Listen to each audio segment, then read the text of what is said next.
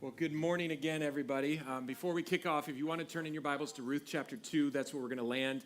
If you don't have your Bible with you, you can follow along on the screen behind me or your weekly or the YouVersion app. There's a number of ways you can do that. Isaac Roberts, you snuck in this morning, young man. Ladies and gentlemen, we have a sailor on leave with us today. So from the U.S., stand up, man. So thank you for what you're doing, young man. And it's so good to see you. And you come in, you sit in the front row. I know Frankie became a sailor this week. So Frankie graduated boot camp, and so he's looking sharp. So we got all these sailors protecting us. So thank you, guys. Thank you so much. Big week. Really big week ahead of us, and I'm so excited to get to the beach with y'all. If you can't make it, please don't show up here next week. We won't be here, okay? So we'll put a sign out, and you'll show up, and you'll read the sign going, he told me, and I forgot. But please join us. If you can't be there Friday or Saturday, you can come Sunday morning at 9 o'clock, and we will be there and love to have you with us. Today, what we are doing is we're jumping back in. I know Duran preached about something else last week, and I'm so grateful for the message he delivered last week. But today, we're going to dive back into the outsider. This conversation, this discussion we're having about this person, Ruth, in the Old Testament. And today, I'm going to do something that I've never done in 25 years of preaching. At the end, I'm going to tie it all up with a topic that I've never talked about publicly before, and I think it's going to be really applicable to where you're at and what we have going forward. So please stick with me, because I think it really concludes in a way that I think God can really be honored through it. So please stick with me. And I want to bring everybody up to speed if you haven't been with us during this series, or if you've forgotten everything over the last 2 weeks. Just a reminder of where we're at in this journey with the book of Ruth. It's not the story of Ruth, it's the story of Naomi. And Ruth just happens to be the hero in this story. Naomi is kind of the heel. Naomi is the one that keeps making poor decision after poor decision. And Ruth comes in with her future husband, Boaz, spoiler alert, and they kind of redeem everything. Everything is set into motion for this. The story begins with a famine taking place in Israel. And the famine is really God's way of bringing his people back to him, okay? So the people are rebelling. It's only a couple generations after they've come into the promised land. And when they come, they start rebelling. They're worshiping other gods. They're being disobedient. This is the story of Israel, up and down, ebbs and flows over and over again. And God's trying to get their attention, so he puts this famine in the land. And whenever suffering takes place, this is the same is true with us today. Whenever suffering takes place, we have one of two responses. We can either run to God, or we can run away from God. But God uses this discipline, as a parent does, to save the kid, to rescue the kid, to bring the kid to himself. So he's using this famine to bring Israel back to himself. Unfortunately, this character Naomi and her husband Elimelech, they don't want the discipline. They don't enjoy the discipline. They want the easy way out. So they're like, let's leave Israel during this famine. Let's go to this nation of Moab. We hear they have food. Problem is, Moab's the enemy nation. They're not supposed to go there. As we'll see through this conversation today, is that the land of Israel was the promised land. This was the place that Israel was supposed to stay. They were not supposed to leave this place of promise, provision, protection, all of these other PR words. They were supposed to be here. So leaving was actually a sinful act. They were being disobedient. They were trying to play the God card. They were saying, if I were God, or since I'm in control of my life, this is where we're going to go. So on an impulsive decision, they just leave for Moab. When they get to Moab, tragedy strikes. Husband's dead. Children are dead. The two sons are dead. And all Naomi is left with are these two Moabite daughter-in-laws that her sons married while they were in Moab. And they're an eyesore to her. They're a reminder of her sin. They're a reminder of her mistakes. And all of a sudden, 10 years later, she hears that the famine is over in Israel. And so she wants to return. But she doesn't want to return with the baggage. She doesn't want these daughter-in-laws coming with her, because it would be a daily reminder of her failures. So she tells the daughter-in-laws, you guys stay here. Orpah, Ruth, you guys stay here. Orpah's like, cool, I don't want to leave. I want to stay with my people. I want to stay with my family. And Ruth is like, no, I made a covenant. I made a commitment with you, and I'm going to remain faithful, and I'm going to go with you. Your God is my God. Your people are my people. Where you die, I will die. Where you live, I will live. I am going with you. Wherever you go, I'm going. And you would think this was great news for Naomi. She's like, I got a buddy, I got a pal. And she's like, no, this is a daily reminder of my sin. And also, it's another mouth to feed in a land where the males provide everything. I'm going to have a hard time providing for myself. How am I going to provide for this girl?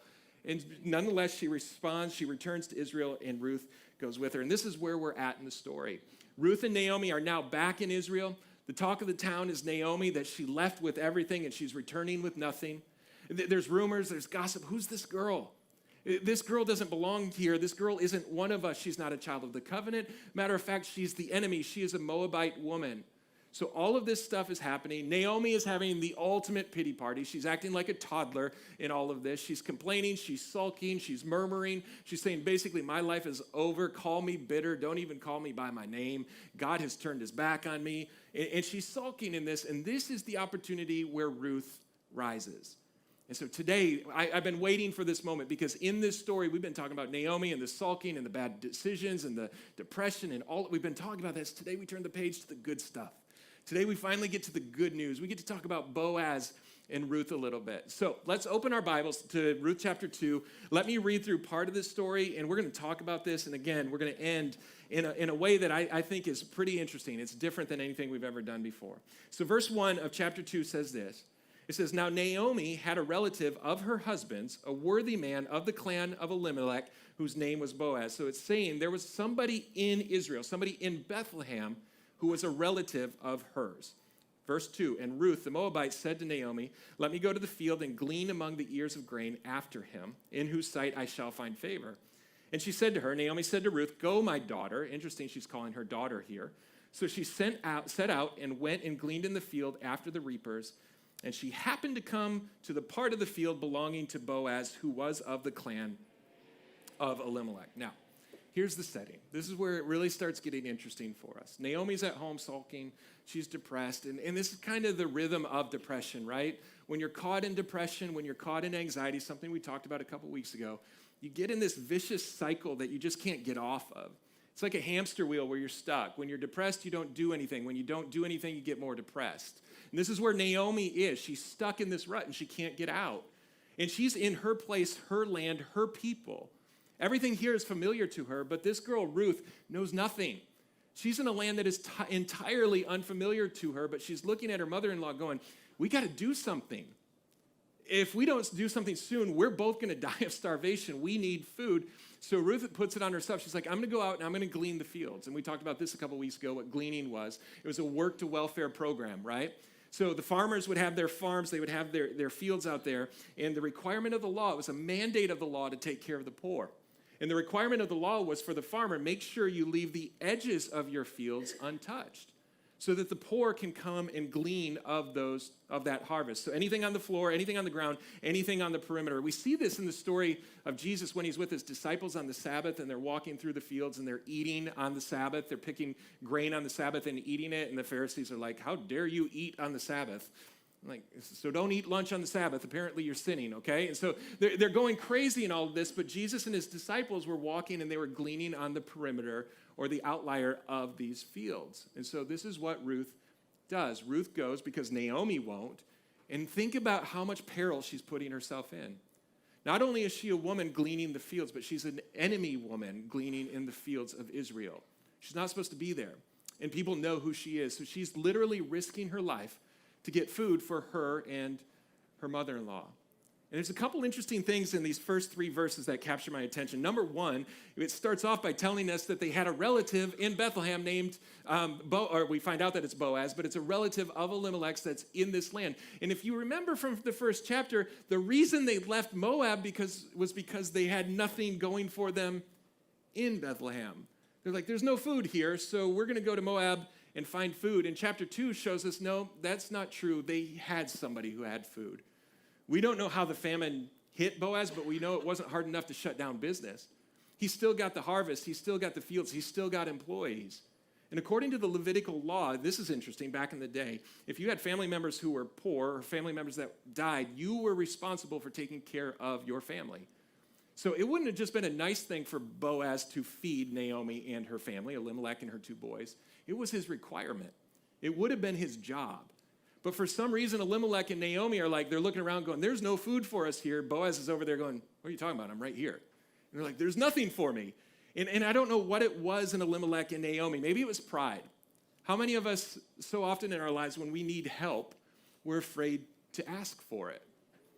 We're like, I have nothing going on right now. I have nothing, no way to pay the bills. I have nothing. I don't know how I'm going to make ends meet. But our pride says, don't ask for help. Maybe that's where Naomi and Elimelech were. Maybe it was just a really bad case of amnesia. I forgot I have a rich family member who can help take care of us right now.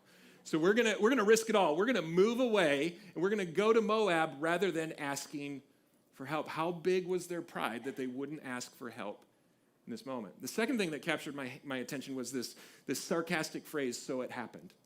Ruth is like, hey, I'm going to go into the fields, and I'm going to work the fields. I'm going to get us some food.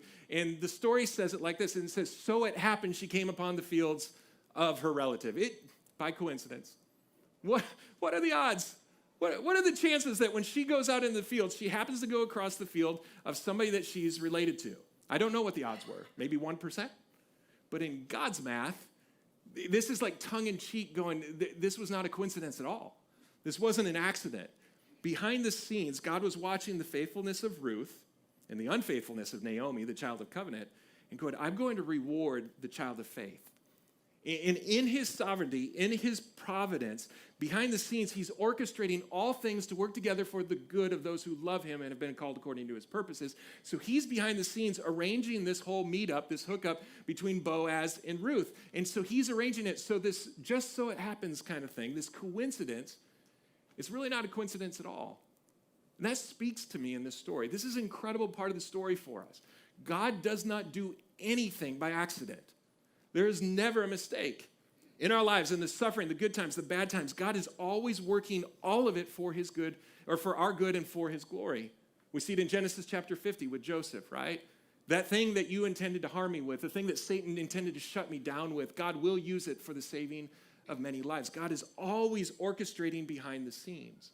Somebody in here, I'm going Pentecostal preacher on you, somebody in here needs to know this morning, that whatever you're going through, whatever's happened to you, whatever poor decisions you have made, God not only wants to redeem it, but he wants to use it for your good and for his glory behind the scenes. And the key ingredient in it, listen, the key ingredient in it is your faith. God was honoring Ruth's faith, her obedience to not just sit back and allow Naomi and herself to die, but she steps out in faith to do something. God's like, I honor that. I will do something with that. It just so happens that she went into the field of Boaz. And again, the spoiler alert, her and Boaz get married, live happily ever after, and some amazing things happen out of their lives. So this is what God is doing behind the scenes. Verse 4 says this, and behold, again, sarcastic, and can you believe this? And behold, it just so happens that Boaz came from Bethlehem, and he said to his reapers, the Lord be with you. And they answered, the Lord bless you. How many of you guys hate it when the boss shows up at the office? Like you're working and you've got your rhythm, you've got your thing, and the boss is never there, right? The boss never shows up. The big shot never is there. And then when he shows up, it's like everybody's like dotting their I's and crossing their T's, everything, best behavior, it's like this. Well, it just so happens that the day that Ruth goes out to glean the fields, just by chance, who saw this coming? The boss shows up. And he shows up and he starts, and it's really interesting what he says. He speaks to his workers, the reapers, his employees, like, the Lord be with you. And his employees respond, the Lord bless you. That's what your office looks like every morning, right? You show up and the boss is like, the Lord be with you, and the Lord bless you, and keep you, make his face shine upon you. It's all smiles all day long. But think about this. This is the culture that Boaz has established. The author is showing us something about Boaz's character here, that this guy really is a man of faith. He shows up, hey, the Lord be with you, workers, employees. Do you realize the beauty of what we get to do today? Today, here's the harvest, and we get to pick the harvest. There was a famine once, but now look, the Lord is with us. He's literally living out Colossians, which says, whatever you do in word or in deed, do it for the glory of God. It's like, hey, today when we reap, today when we pick, the Lord's with you. And his employees have caught this fever. They're like, yeah, you know what, Boaz, the Lord bless you. The Lord bless you. So he's created this culture. And so leaders, those of you guys that are bosses or own businesses, what if your culture felt like that? What if you set up a culture with your employees and with the people you work with where every day it's like, this is an honor to come to work. It's an honor to produce for the Lord. It's an honor to do everything for my good and for his glory. Look what we can do with this day. So this is the culture that Boaz has established. Boaz is an amazing guy. That's kind of the picture that's being painted here. Verse 5, Boaz said to his young man, he's talking to the guy who's in charge, his plant manager, okay? So the guy that's running the show. Boaz said to his young man, who is in charge of the reapers, whose young woman is this? Whose young woman is this? So he's like, hey, bless you. You bless me. It's a beautiful day. This is the day that the Lord has made. And hey, there's some new people on the edges. And you would think an owner of a field would know the people who are plucking his field. It's probably the same poor people gleaning the field day after day. Same women, same men, day after day gleaning from their field. This is their habit. This is part of their routine. It's part of their rhythm. And Boaz looks out. He's like, I know my business so well. I don't know who that girl is. Notice what he doesn't ask. This is really, really important to the story. Did you notice what he doesn't ask? He doesn't say, who is this girl? Did you notice what he said? Whose is this girl? Whom does she belong to? Like, why is she out here? In other words, where's her husband? Why is he not out here taking care? She belongs to some family. She's out here working because something has happened in her story. He's interested in her story. As of this point, he doesn't realize he's related to this girl. Whose girl is this? And the story continues as these guys answer her. Verse 6, the servant who was in charge of the reapers answered Boaz and said, she is the young Moabite woman. That's her identity. Again, it keeps coming back. She's the enemy. She's, the Moabite girl that came into town with Naomi. That's her. She came back with Naomi from the country of Moab. And so, again, this title keeps being attached to Ruth. I'm known for my weakness. I'm known for being an enemy of God. This is who I am. But the minute Boaz heard this, Boaz knew who she was. Remember, they were the gossip of the town. Everybody knew who Naomi was. Everybody knew Naomi left with everything, and Naomi came back with nothing. And by nothing, I mean she came back with baggage. And that baggage was Ruth. Everybody in town had gossiped about this girl. And so Ruth heard this introduction, and Ruth stepped in verse 7. She said, please let me glean and gather among the sheaves after the reapers. So she came, and she has continued from early morning until now, except for a short rest. So what's going on is Ruth has come in. She's like, please let me do this. Please let me be here. She's probably nervous. She's probably scared. Have you ever been somewhere where you know you don't belong? You don't fit in? Right? Melanie and I keep going back. We've had the most amazing week, but our one mistake when we were in New York City was we stayed in Times Square, okay? So our hotel don't do that. Very bad idea, okay? And so right outside our door, there were drug deals going on every single day. Like, that was their corner, and we saw some amazing things, some things that I've never seen before in my life. And so Ruth is in this environment where she doesn't know, and I was uncomfortable. I'm like, I've never been here. I've never been to a city of 9.6 million people. The city of New York is the size of the state of Michigan. I'm like, this city's overwhelming to me. I don't fit in here. I'm enjoying it, but man, do I not fit in. And I'm wondering, is this what Ruth felt? She's like, I know nobody, and I'm the enemy.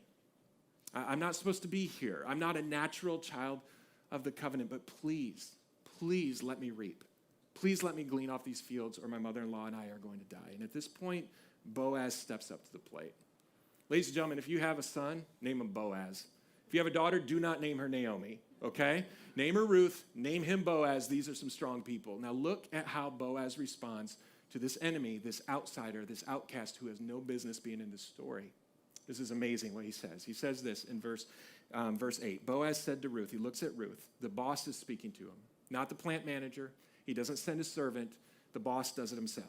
He says to Ruth, listen, my daughter, not my servant, not my slave, not my enemy, not a whore, not all these bad things he could have said at this time. He says, listen, my daughter, do not go to glean from anybody else's field. Do not leave this one. Keep close to my young women.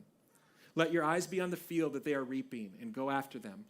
Have I not charged the young men not to touch you? So he's gone out of his way saying, this girl is special. Nobody touches her. Whatever she wants, it's hers. She's got carte blanche. Leave this girl alone. Ruth, when you are thirsty, go to the vessels and drink what the young men have drawn. You don't even need to draw your own water. They'll draw it for you.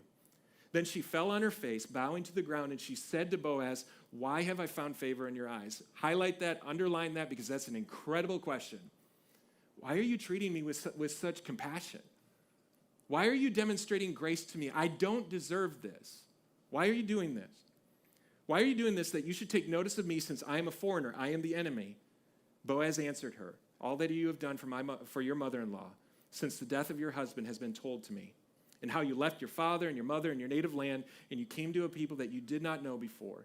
The Lord repay you for what you have done, and a full reward be given to you by the Lord, the God of Israel, under whose wing you have come to take refuge. Then Ruth said, I have found favor in your eyes, my Lord, for you have comforted me and spoken kindly to your servant, though I am not one of your servants. This is unreal story. She does not belong here. I can't emphasize this enough. She has no business being in this field.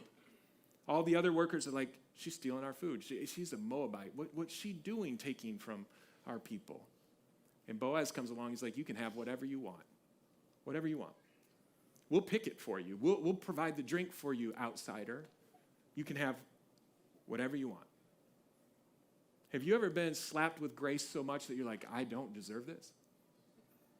Somebody has done something in your life, whether it's God or some total stranger, where the last thing you deserved was grace, and they give you grace, and you're like, what did I do? And she asked this question, why would you be so nice to me? Why would you do this? And I'm looking at Boaz going, why would you do this? I mean, take what you know about this story away, especially those of you guys who know this story. Take everything you know away and go, why in the world would this boss do this? She's the enemy. There are other poor people. Why doesn't he take care of his own? Why is he taking care of the outsider? Why would he do this? Why does Boaz have a heart for the outsider? Can I share something really, really cool with you in Scripture I didn't see until about 2 months ago? I've always known, like Ruth and Boaz, again, spoiler alert, they're about to get married, okay? Some things are about to happen, and then they're going to have children. And when you read in Matthew, when you open up your New Testament for the first time, it's really interesting how the New Testament starts, isn't it? You go to Matthew chapter 1, and how does Matthew 1 start? How does it begin? With a genealogy. What a weird way to start off a brand new part of Scripture. The New Covenant starts with genealogy.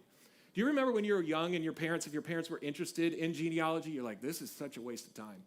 My parents once took us on a trip to Ontario, Canada to look at tombstones. I am not kidding. 2 weeks of looking at tombstones in Ontario because there are Dufords in Canada, okay? And as a kid, I'm like, this is horrible. When are we going back to the hotel so I can go swimming? That's all I want to do. Let's just go back to the hotel. And my dad thought this was so cool.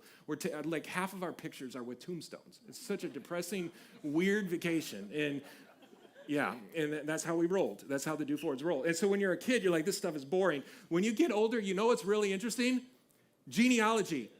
Last week, I kid you not, you know what we did on Tuesday? We went to the Statue of Liberty in Ellis Island, and it was incredible.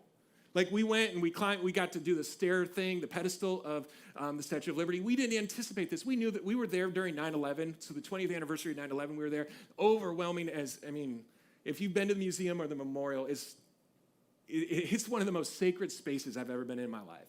And we knew that would be overwhelming. What I did not anticipate was when we saw the Statue of Liberty up close, that would be overwhelming. Where you're thinking about 15 million immigrants who have come through the harbor, and the very first thing they see after they've left everything like Ruth did, they've left everything behind on the hope and the rumor that in America they can find something. They can find wealth, they can find food, they can find freedom. And the first thing they see is Lady Liberty. And you're like, our people, this is what they saw.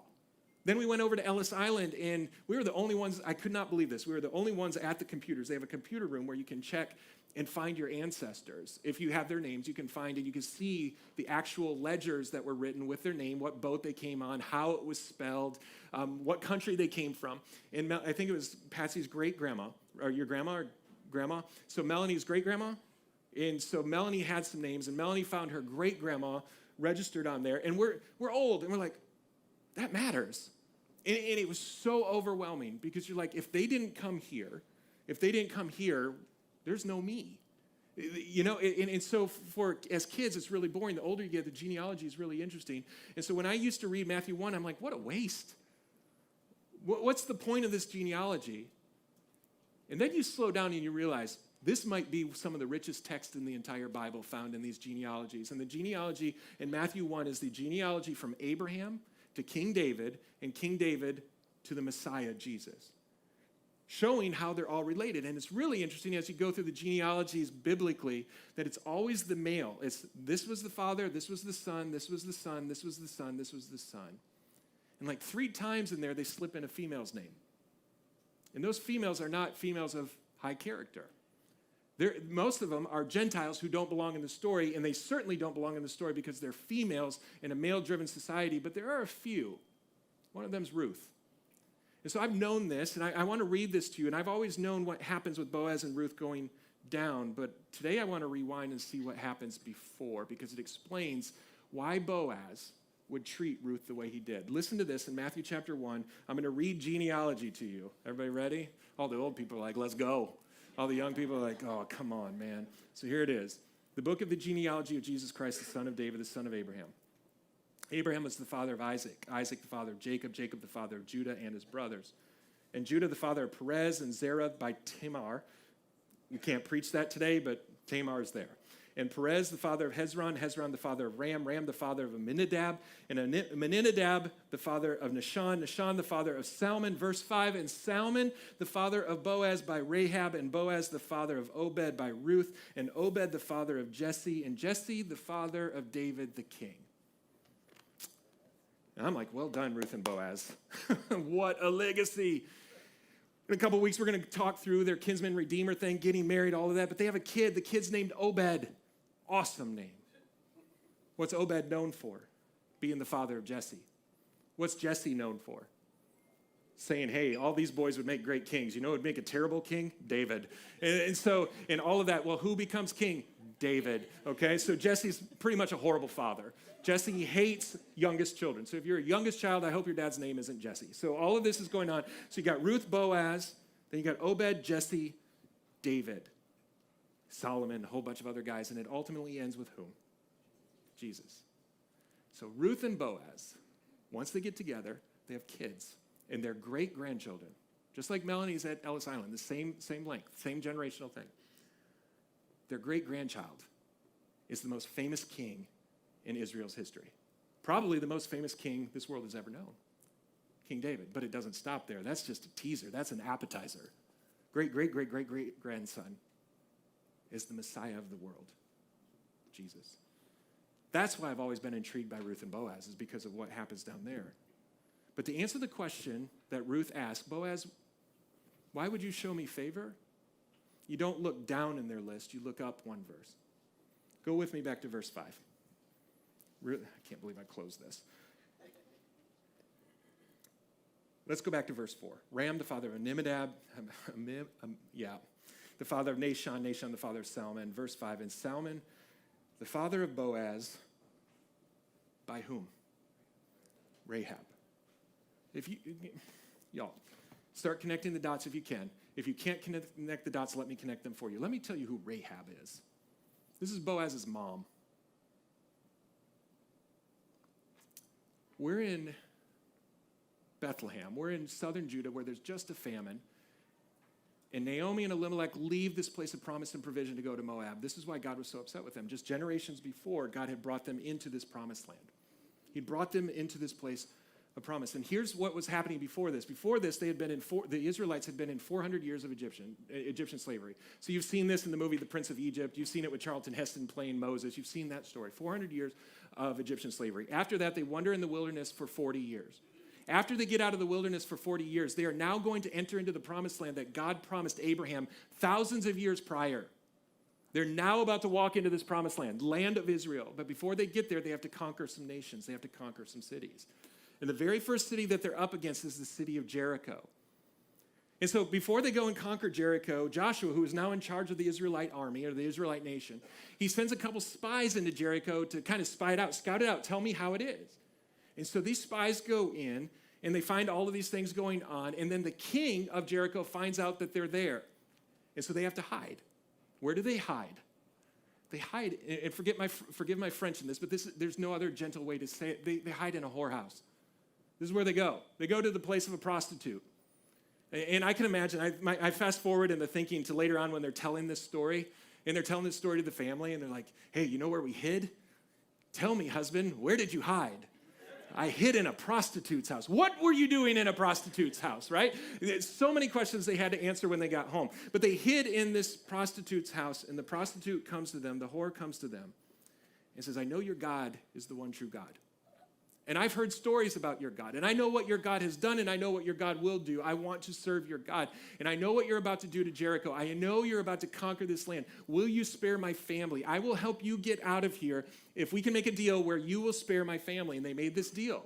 Help us get out of here, and then when we come and attack Jericho, hang a scarlet cord out your window, and you and your family will be saved. And that's how it all played out. So Israel attacks Jericho, they conquer Jericho, and they save this whore's family. Who was the harlot? Who was the prostitute? A woman named Rahab. Boaz's mom was a prostitute.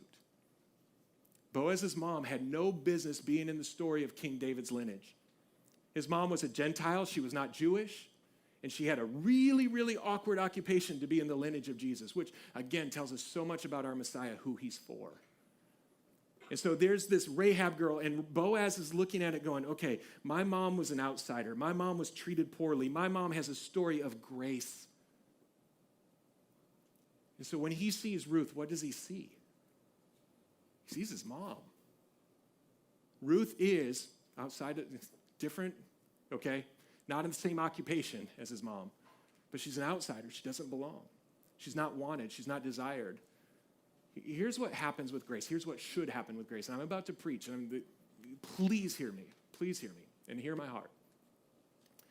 When we're struck with grace that we don't deserve, our response should absolutely be worship.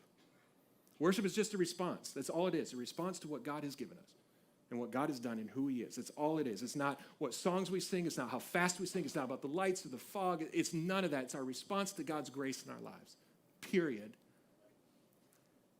So we receive grace, and it's supposed to respond in worship, and when we worship, we're supposed to pay it forward with more grace. Those who have been forgiven much, Luke 7, love much. Those that have been forgiven little, love little. So Boaz sees what's happened with his mom, and his response is, I'm going to worship, and I'm going to bless my employees, and my employees are going to bless me, and I'm going to bless the Lord every day. My response is worship, and the way I pay it forward is when I see somebody that reminds me of my mom, somebody who needs grace, I'm going to give them that grace. That is not the way of the American Christian right now. We're jerks. We want our thing. We want to be proven right. We want to win. I've been demonstrated grace, so therefore I am better than you. I am holier than you. I am mightier than you. You're suffering. You're struggling. You disagree with me. I'm right. You're wrong. That's not the gospel, ladies and gentlemen. When you understand grace, you extend grace much more, as much as you possibly can. That's our prerogative. That's what we're about. So Boaz sees this with his mom, and he turns around and says, Ruth, there's something special about you. Now, he probably thought she was cute. He had to. He marries her, right? But there's something about her. And what was he attracted to? Verse 12 says the thing he was attracted to her about was that when push came to shove, she hid under the shelter of God's wing. She had faith in God. The thing that attracted him to her was her faith in God. And behind the scenes, God is arranging everything because of her faith in him. Now, put two and two together. How's Boaz doing career-wise? Doing all right, right? Pretty good for the son of a prostitute who's only 50% Jewish, and the other 50% he's Jerichoite, right? So he's not pure Jew himself. He has no business. But his business is booming. I read into this, and this is where I'm talking about something that I've never talked about. It's just so obvious. Rahab paid a price and cut off a generational curse in her family's life where there was a blessing on Boaz. Boaz was born into the blessing because of the faith of his mother, who was a whore, who had no business being in this story. And she cut off the curse, and now Boaz and Ruth now walked in the blessing where their great-grandson would be King David, and an ancestor would be the Messiah. Let me speak to generational curses for a minute, okay? Please hear me. I say that word, and so many of us, we immediately can look back at the lineage, our genealogy in our own families. Like, yep, it's real. Dad passed this along to me. Mom and dad's relationship, there's a curse over our family. I see it generation to generation to generation. And we live in an American society. I can't speak for other nations. I can speak for America. We live in a Western culture where we're so individualistic. It's just about me. What can I get? What can I get now? And nobody's thinking about what's next. Nobody's thinking about what's next. What if you and I are the Rahabs in this story? Where we're the outsider. Maybe we're Ruth or Rahab. we're the outsider and that we don't belong. But we've been smacked with grace so much that our response is worship. And with it, we break things for the generations that come after us. After us. This week was a week where we thought about genealogy and family, and it was crazy. Ellis Island was just overwhelming, absolutely overwhelming. And it got me thinking about my family. And my parents came from interesting situations. Gary and Patsy did as well. And my dad grew up in extreme poverty and put himself through college, started his own career, started his own business, and they're faithful.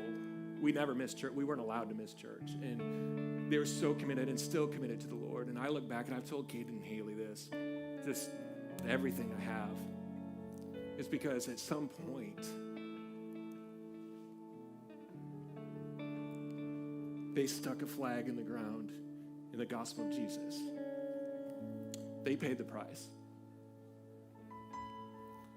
They paid the price for future generations. They cut the curse. That doesn't mean everything from that point forward, every grandchild's going to be, you know what I mean? But a curse was broken. Gary and Patsy did the same thing in their family. And then Melanie and I, all we're doing is reaping the rewards of what our parents did for us. And I know this. I'm not up here bragging. I know this. I'm just a recipient of that grace.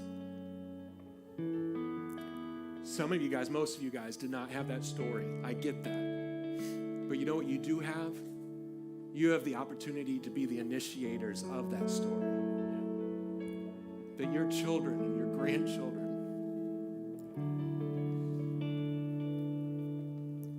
I couldn't get through this in practice.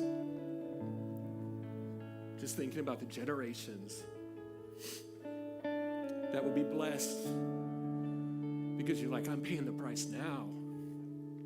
I'm going to live my life for the Lord. I'm going to sacrifice now. Because this is too important. Look what Rahab did. God, Rahab had nothing. Rahab had nothing. And she followed the Lord. And the Lord blessed Boaz and Ruth and their children, their children, their children, all the way to Messiah. What if God did the same in your family? What if God broke those curses? The curses of infidelity, the curses of anger, the curses of divorce, the curses of pornography. What if God cut those curses in you because you were the one? You're like, you know what? Maybe it's not about me. Maybe it is about my children and my grandchildren. What if I am the pace setter? What if I change the tide? And by the way, it's not you that changes the tide. It's you surrendering in faith like Ruth did and Rahab did and letting God do the work. So Melanie and I have seen it firsthand. I've never preached this in my life. Because I don't want it to seem like I'm bragging because I did nothing. My parents did it. Gary and Patsy did it. You could break it today. So I want you to bow your heads. I don't want you to see me crying anymore. John, would you mind grabbing the lights for me? Thank you, sir. I want to do some ministry here today. I'm not going to call anybody forward. I'm not going to do that because there's no room. But the story of Rahab, Boaz, Ruth, this is where the rubber meets the road. This is it. Always look south of this genealogy with Obed and Jesse and David, but you'll look north one moment and you run into Rahab.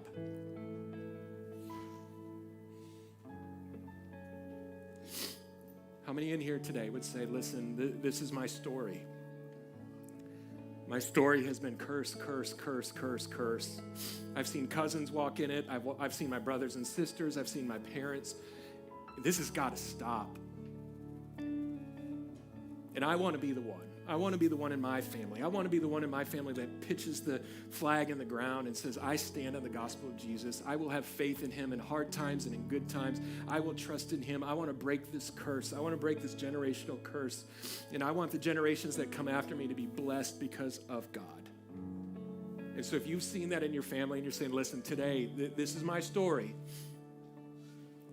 Now I want to be the Rahab. I want to be the Ruth in this story. I want to be the Boaz in this story. I'm going to ask you to do something incredibly brave. I'm just going to ask you to stand right where you're at so I can pray with you and we can dedicate this moment together. So if that's you, don't worry about anybody else. This is too big of a deal. If that's you, stand right now. Don't wait.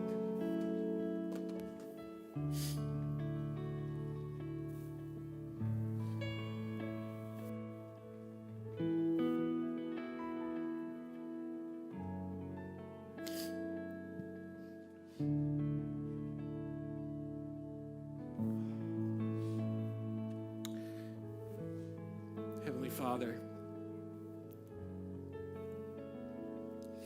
I thank you for your calling on every single person standing. That behind the scenes you're arranging things, and you have arranged things that we don't see. We don't see into the heavenlies. We don't see into the spiritual realm. We don't know what you're doing. But today, these ones standing are standing in faith that they believe in you and that they trust you. That we're all recipients of your grace. We don't deserve it. We haven't earned it.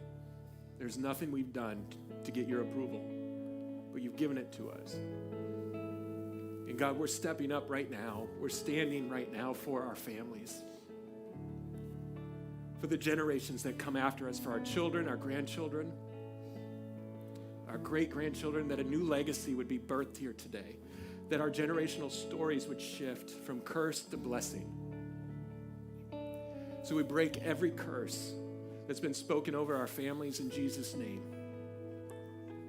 We break the spirit of divorce. We break the spirit of hatred and anger. We break the spirit of pornography. We break every single evil chain that has held us captive and held our generations captive. And today, God, I pray that you would release a new legacy, a new story, a new design in these families. Those things that the devil has intended for harm would now be turned around and used for good, for your glory. That you would work all things together for good for those who love you and have been called according to your purposes. I pray that the sons and daughters represented here today would walk in the freedom of Jesus. They would understand the gospel, that they would turn to you at early ages.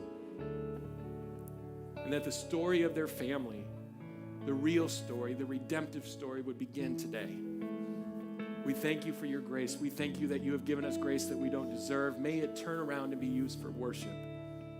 Every morning when we wake up, let us be reminded, Lord, you've blessed me and I bless you. Let us look to be people of grace towards others, to walk that path that you set for us. You're a good God. You're a faithful God. And we thank you for your generosity and your mercy in our lives. And we ask it in your name. Amen. Would you all stand and let's sing this song?